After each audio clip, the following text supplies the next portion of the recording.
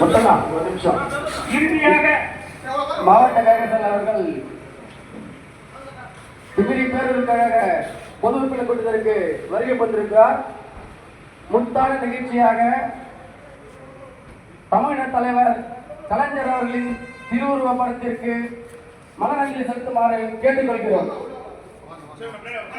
lift lift lift lift lift